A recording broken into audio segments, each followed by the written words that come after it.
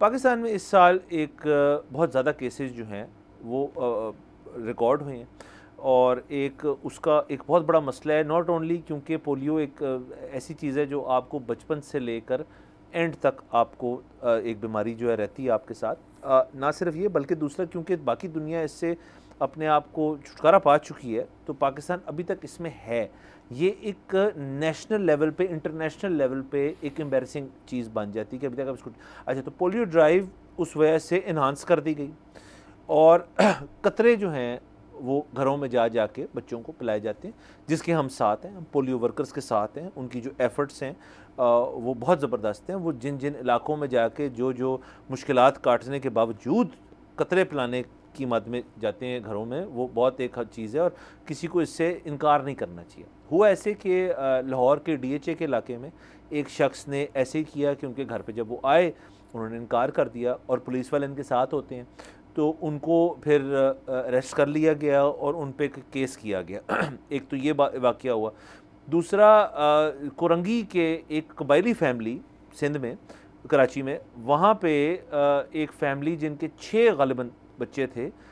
उनको ना सिर्फ उन्होंने ना की बल्कि जो फ़ीमेल पोलियो वर्कर्स और जो पुलिस एहलकार थे वहाँ पे उन पर तशद्दुद भी किया गया,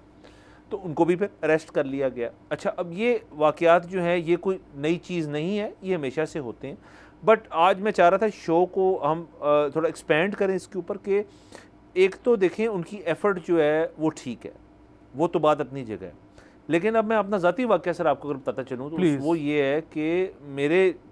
घर पे पोलियो वर्कर्स 3 महीने में 3 दफ़ा आए हैं और मेरे ही बच्चे को 3 दफ़ा कतरे मैंने कहा चलें जी पिला दें। बट अब 3 दफ़ा हो चुका है एक चीज़, तो अब अगली दफ़ा जब फिर आप पीडियाट्रिशियंस को फ़ोन करते हैं डॉक्टर कि जी इतनी दफ़ा पिला दिया, कहते तो वो यही कुछ नहीं होगा, लेकिन वो भी आगे से कहते हैं जी कि ये तो एट बर्थ जो वैक्सीनेशन आपको मिलती है उस पर भी ठीक हो गया, अब तक कोई मसला नहीं है तो वो भी ठीक है।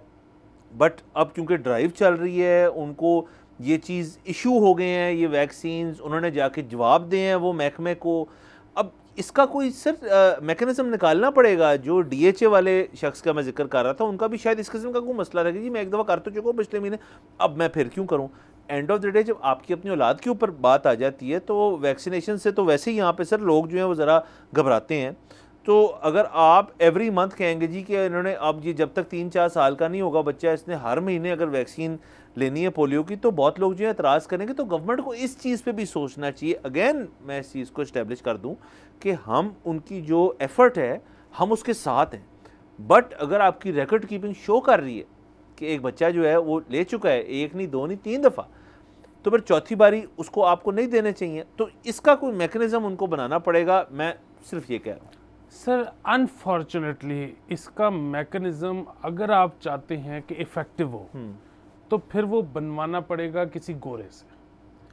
या अगर देसी भी बनाते हैं, अगेन हमारे बच्चे जो हैं वो कमाल के प्रोग्रामर्स हैं,